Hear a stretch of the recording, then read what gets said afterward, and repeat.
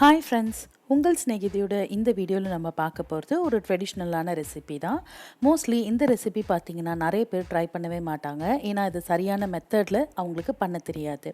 So இந்த வீடியோவில் பார்த்திங்கன்னா நான் ஒரு பர்ஃபெக்டான மெத்தடில் இந்த ரெசிபியை சொல்லி கொடுத்துருக்கேன். ஸோ அந்த மெத்தட் படி நீங்களும் செஞ்சிங்கன்னா ரொம்ப பர்ஃபெக்டாகவே வரும். இது என்ன ரெசிபின்னு கேட்டிங்கன்னா புடலங்காய் உசிலி. வாங்க இது எப்படி பண்ணுறதுன்னு இப்போ பார்க்கலாம். இந்த புடலங்காய் உசிலி செய்கிறதுக்கு ஃபஸ்ட்டு 2 புடலங்காவை நான் ரொம்ப தின்னாக கட் பண்ணி வச்சுருக்கேன். இது இந்த மாதிரி தின்னாக கட் பண்ணும்போது ஈஸியாக இது வதங்கிடும். இப்போ பாருங்கள், இந்த அளவுக்கு தின்னாக நான் கட் பண்ணி வச்சுருக்கேன். உங்களால் முடிஞ்ச அளவுக்கு தின்னாக கட் பண்ணிக்கோங்க. ஸோ தட் அது நமக்கு குயிக்காக வேக வச்சு எடுத்துக்கலாம்.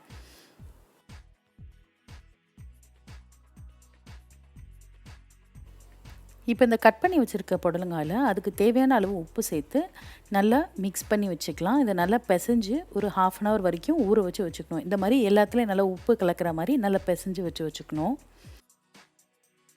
இப்போ இந்த உசிலிக்கு தேவையான ஒரு 1/4 கப் அளவு கடலைப்பருப்பு ஒரு 1/2 அன் ஹவர் முன்னாடி தண்ணியில் ஊற வச்சுருக்கேன். இப்போ இந்த கடலைப்பருப்பு ஊறினதும் தண்ணியை வடிகட்டிட்டு அது ஒரு மிக்சி ஜாரில் சேர்த்துக்கலாம்.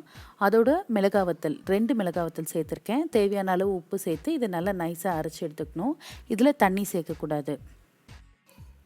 இங்கே பாருங்கள், இந்தளவுக்கு நல்லா நைஸாக அரைச்சிக்கணும். இப்போ இதை தாளிச்சிக்கலாம். கடாயில் எண்ணெய் ஊற்றி சூடு பண்ணியிருக்கேன். எண்ணெய் சூடானதும் கடுகு தாளிக்கிறேன்.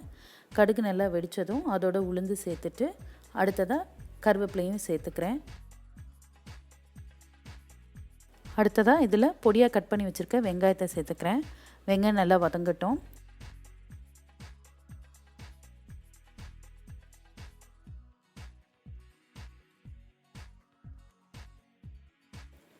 வெங்காயம் நல்லா வதங்கினதும் அடுத்தது இதில் நம்ம அரைச்சி வச்சுருக்க கடலைப்பருப்பை சேர்த்துக்கலாம்.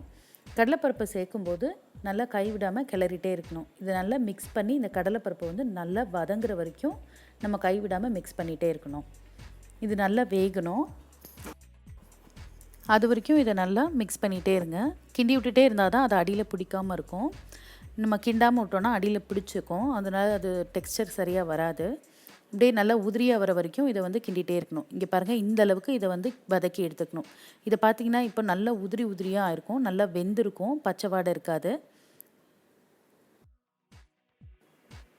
நல்லா தனித்தனியாக இருக்கிற மாதிரி இருக்கணும். இங்கே பாருங்கள், நல்லா பொழுன்னு இருக்கிற அளவுக்கு இதை வதக்கிக்கணும். அப்போ தான் உசிலி நல்லா உதிரியாக இருக்கும். இந்த அளவுக்கு உதிரியாக இருக்கணும். இப்போ இது நல்லா வதங்கிடுச்சு. இப்போ இதை ஒரு பாத்திரத்தில் மாற்றிக்கலாம். அடுத்ததாக நம்ம புடலங்காவை வதக்கிக்கலாம். இப்போ நம்ம பிசைஞ்சு வச்சுருந்த புடலங்காய் பார்த்திங்கன்னா நல்லா ஊறிடுச்சு. இதை ஒரு பாத்திரத்தில் நல்லா பிழிஞ்சு எடுத்துக்கலாம். இங்கே பாருங்கள், இந்த அளவுக்கு தண்ணி இந்த புடலங்காயில் இருக்கும். ஸோ இதை நல்லா பிழிஞ்சு இன்னொரு பாத்திரத்தில் எடுத்துக்கோங்க. இப்போவே பாருங்கள், இது நல்லா உதிரியாக இருக்க மாதிரி இருக்குது. இப்போ கடாயை ஹீட் பண்ணி கடுகு மட்டும் தாளிச்சிருக்கேன். இதில் இப்போ நம்ம பிழிஞ்சு வச்சுருக்க புடலங்காயை சேர்த்து வதக்கிக்கலாம். இப்போ இந்த புடலங்காய் சேர்த்ததுக்கப்புறம் இதில் தண்ணி தெளிக்கக்கூடாது. தண்ணி இல்லாமல் தான் வதக்கணும். ஏன்னா அதில் ஊற வச்சுருக்க அந்த உப்பில் இருக்க தண்ணியே போதும் இதுக்கு. அது வதங்கிறதுக்கு சரியாக இருக்கும். இப்போ இது ஒரு 2 நிமிஷம் மூடி போட்டு வேக வச்சுக்கலாம். இடையில ஒரு தடவை எடுத்து இந்த மூடியை எடுத்துகிட்டு நல்லா கிளறி விட்டுக்கோங்க. அப்போ தான் ஒன்று போல் வேகும். இது தின்னாக நறுக்கியிருக்கனால ரொம்ப சீக்கிரமே வதங்கிடும். 2வது உப்பில் ஊறி இருக்கு இல்லையா, அதனால் சீக்கிரம் வதங்கிடும். ஸோ நமக்கு ரொம்ப நேரம் எடுக்காது. இன்னும் ஒரு 2 நிமிஷம் இதை நான் மூடி போட்டு வேக விட்டுருக்கேன். இப்போ பாருங்கள், இந்த புடலங்காய் நல்லா வதங்கிடுச்சு. நமக்கு நல்லா தனித்தனியாகவே இருக்கும். இது வெந்ததும் லைட்டாக கலர் சேஞ்ச் ஆகும். ஸோ அதில் நீங்கள் ஐடென்டிஃபை பண்ணிக்கலாம், இல்லைனா அமைக்கி பார்த்தாலும் தெரியும். இப்போ இதில் நம்ம வதக்கி வச்சுருக்க அந்த கடலைப்பருப்பை சேர்த்து நல்லா மிக்ஸ் பண்ணி விடணும். எல்லாம் ஒன்று போல் நல்லா மிக்ஸ் பண்ணதும் நம்மளோட உசிலி தயாராகிடும். விருப்பப்பட்டால் இதில் தேங்காய் கூட சேர்த்துக்கலாம். துருவின தேங்காய் சேர்த்திங்கன்னா இன்னும் கொஞ்சம் டேஸ்ட்டாக இருக்கும். இங்கே பாருங்கள், இது நல்லா மிக்ஸ் பண்ணதும் இது நல்லா உதிரியாக இருக்குது பாருங்கள். இதுதான் பர்ஃபெக்டான டெக்ஸ்சர்.